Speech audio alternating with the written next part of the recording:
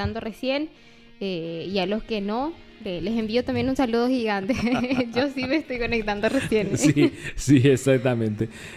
Tenemos algo con respecto a una denuncia nueva que hay contra el defensor del pueblo. Asimismo, la activista Diana Vargas, la abogada, presentó una denuncia penal por exacción y justamente por eso queremos comunicarnos con ella. Estamos en contacto con ella, ¿verdad? Sí, exactamente. Estamos en contacto, doctora. Muchísimas gracias por atendernos. Buenas tardes. Parece que Se cortó la llamada. Vamos a vamos. volver a retomar. Es una denuncia por exacción. Los pormenores todavía no tengo. Dijo que quedó en pasarnos la denuncia. Pero Sí, eso es. justamente hoy el diario Última Hora publicaba también una denuncia que se hizo con respecto al defensor del pueblo, teniendo en cuenta que aparentemente la denuncia es porque le hacía trabajar de empleadas domésticas a funcionarias de la Defensoría Pública. Hoy justamente en varias radios estuvo ella, la denunciante, de apellido Roja, estuvo hablando sobre el tema justamente, ¿verdad? Es la denuncia que aparece hoy. Ya está en línea, Liz. Doctora, buenas tardes. ¿Cómo está? Buenas tardes, un gusto compartir con ustedes. Gracias por este contacto, doctora. Queríamos saber un poco acerca de esta denuncia que presentaste hoy contra el defensor del pueblo, Miguel Godoy. Queríamos saber un poco los detalles. Es asimismo, presentamos una denuncia justamente por el hecho punible de exacción. No nos suena tan conocido. ¿Y de qué estamos hablando? Resulta que este señor decidió recaudar en nombre de la objeción de conciencia, obligando a los jóvenes objetores a abonar una contribución de 5 jornales, estamos hablando más de 400.000 guaraníes, desde el 2019 en adelante. Recaudó más de 2.000 millones de guaraníes, hay más de 4.000 víctimas. ¿Y cómo es que logró esto? Por medio de una interpretación antojadiza deliberadamente del artículo 21 de la ley que reglamenta la objeción de conciencia, que es la ley 4013. Esta ley entró en vigencia en el 2010, ¿sí? Y establece en este artículo 21 que para aquellos que se declararon objetores antes de la entrada en vigencia de esa ley, ¿dónde lo hacían? En las comisiones de derechos humanos de la Cámara de Diputados o de senadores. Bueno, dice que quienes se declararon en esos años podrán hacer el servicio civil sustitutivo o abonar una contribución de 5 jornales. Establece la ley únicamente para esos objetores anteriores al 2010. Pero ¿qué hizo este señor? De manera absolutamente deliberada, empezó a cambiar el texto de la ley, pero les digo de verdad, envió comunicaciones a las empresas cambiando el texto del artículo 21, donde dice quienes se declararon ante las comisiones de derechos humanos del Congreso, le pone quienes se declararon ante la Defensoría del Pueblo.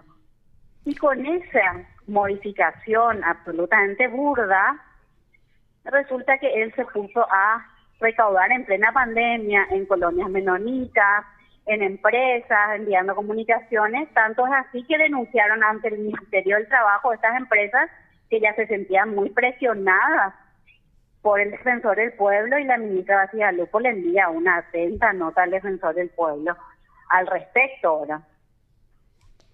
Entiendo. Y para que entiendan nada más nuestros oyentes, doctora, los objetores de conciencia son aquellos que se niegan a hacer el servicio militar obligatorio, y entonces él le cobraba 400.000 guaraníes desde, o sea, más o menos antes ya de la pandemia, y siguió haciéndolo hasta ahora. Eso sería, básicamente. Es así mismo. La Constitución establece, por un lado, la obligatoriedad del servicio militar obligatorio, pero por otro también reconoce el derecho a la objeción de conciencia por motivos religiosos, éticos, y que no puede tener carácter punitivo, digamos, la reglamentación de ese derecho. Entonces, así fue que salió esa ley, solamente que previó que para los que hicieron antes de la reglamentación Si ya no quisieran hacer el servicio sustitutivo, entonces le da esa alternativa de pagar esa contribución. Pero como les decía, este señor se dedicó a recaudar y a cobrar, y lo más grave, que para poder legalizar esto que venía haciendo, impulsó un proyecto de ley recientemente aprobado en la Cámara de Diputados y que mañana se trata en la Cámara de Senadores, y justamente pretende modificar estos artículos. ¿Para qué? Para, de algún modo, regularizar y alegar que esto ya estaba así. O sea, es un círculo perfecto para básicamente pisotear la Constitución, complicar la vida de jóvenes que están buscando trabajo, porque para eso es que gestionan el carnet de objetor, y seguir contribuyendo. Y de hecho hay audios de este señor donde él habla: ahora vamos a tener toda esta plata de las contribuciones y vamos a repartir, ¿no? O sea, eso no se habrán escuchado porque circulan, ¿verdad? Perdón, Sí. y en este caso, estos 2.000 millones de guaraníes que usted habla, doctora, ¿dónde fueron destinados? ¿Qué se hizo con eso? Ese es un misterio sin resolver y espero que el Ministerio Público lo haga, porque este señor maneja con mucho secretismo.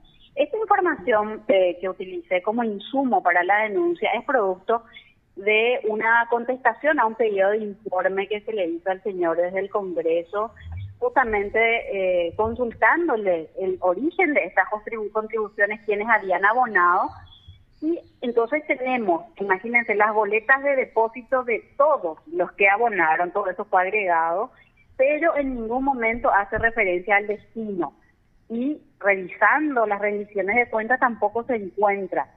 Y además tenemos que decir que es una institución que se cae a pedazos en todos los sentidos. Además de destruir la institucionalidad, destruyó la infraestructura también, ¿verdad? Eso está en evidencia en todo el país, y en estos días lo han hecho público también funcionarias con mucha antigüedad, ¿verdad?, que dan cuenta de este proceso de deterioro institucional. Pero el dinero fue depositado en cuentas de la defensa pública o en cuenta de él, o cómo es la cuestión, doctora.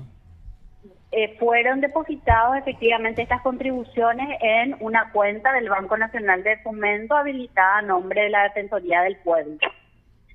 En contra, repito, cobrando a quienes no tenían la obligación de abonar, que eso es lo más grave que aquí se denuncia ahora, que es lo que, como les decía, prevé este tipo penal, que tiene una expectativa de pena de hasta 10 años. ¿Y quién es la fiscal o el fiscal que tiene, doctora? Y yo presenté en mesa de entrada y allí harán, no sé si derivarán a delito económico o qué harán, no, realmente todavía no pudieron decirme. Doctora, ¿le daban factura a estas personas que pagaban o solamente una boleta de depósito ellos tenían que entregar? Es una boleta de depósito en ese concepto, porque abiertamente ellos aplicaban este artículo 21 de la ley 4013 como si les habilitara efectivamente a... Imagínense que el primero que pagó, que fue en el 2019, porque tardó mucho en salir una resolución del Consejo Nacional de Objeción de Conciencia que reglamentó a su vez este asunto, y una vez que entró en vigencia en el 2019, el primero que pagó en ese entonces tenía 20 años. Con lo cual no pudo haberse declarado objetor de conciencia en el 2010, porque tenía 11 años aproximadamente. Pero de ahí en adelante, ellos abiertamente siguieron cobrando a los jóvenes objetores que no, repito, no tenían la obligación, que es lo que dice este artículo 312 del Código Penal, justamente, y les leo textualmente: el funcionario encargado de la recaudación de impuestos, tasas y otras contribuciones que a sabiendas recaudara sumas no debidas. Aquí estamos ante una suma no debida. Y en este caso, doctora, a ver, para entender nomás, solamente tienen que pagar los que son objetores antes de que entre en vigencia la ley. Así mismo, y entró en vigencia en el 2010. ¿Y los actuales qué tienen que hacer? Ellos tienen que hacer servicio comunitario. Servicio civil sustitutivo le da la denominación la ley. ¿Y qué es lo que hace el defensor del pueblo? Y esto contado y puesto por escrito por funcionarias de distintas delegaciones del interior. Cuando uno va y plantea que quiere hacer el servicio sustitutivo, que son un poco más de 400 horas para los que no tienen trabajo o estudio, y para los que tienen una de esas actividades un poco más de 200 horas. Cuando alguno de ellos dice, yo puedo hacer el servicio sustitutivo, y se va y completa el formulario, resulta que nunca, no estoy exagerando, nunca se les asigna la tarea, el lugar, etcétera.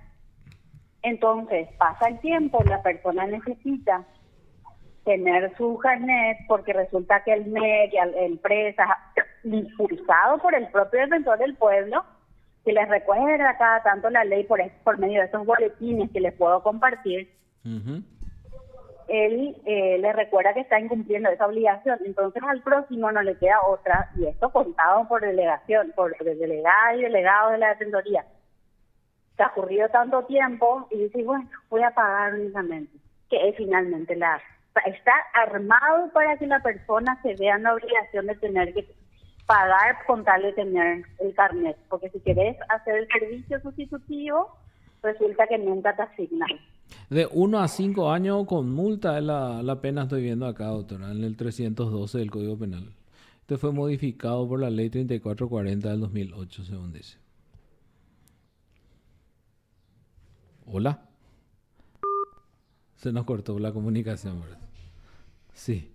Esa acción, el funcionario encargado de la recaudación de impuestos, tasas y otras contribuciones que a sabiendas recaudara sumas no debidas, no entregara total o parcialmente lo recaudado a la caja pública o efectuara descuentos indebidos, será castigado con pena privativa de libertad de 1 a 5 años o con multa. En estos casos será también castigada la tentativa, dice el artículo 312.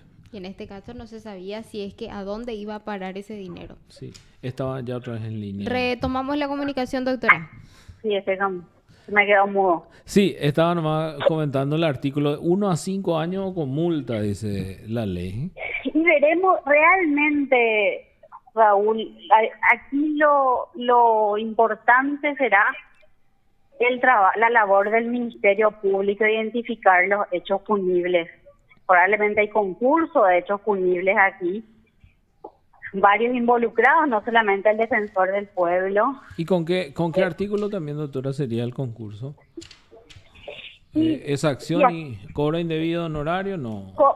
No, cobro indebido, no, pero digamos tenemos unas comunicaciones internas, no quiero hacer referencia específica porque este señor es muy propenso a tomar represalias, pero digamos que hay también como un estudio de parte de funcionariado organizado en torno a lo que le ha obligado a este señor a realizar, y hay como una serie de hechos punibles que señalan. Bueno.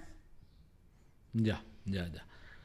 Doctora, vos conocés bastante de la Defensoría Pública, Defensoría del Pueblo. Creo que estuviste también para presentarte para el cargo, ¿verdad, doctora?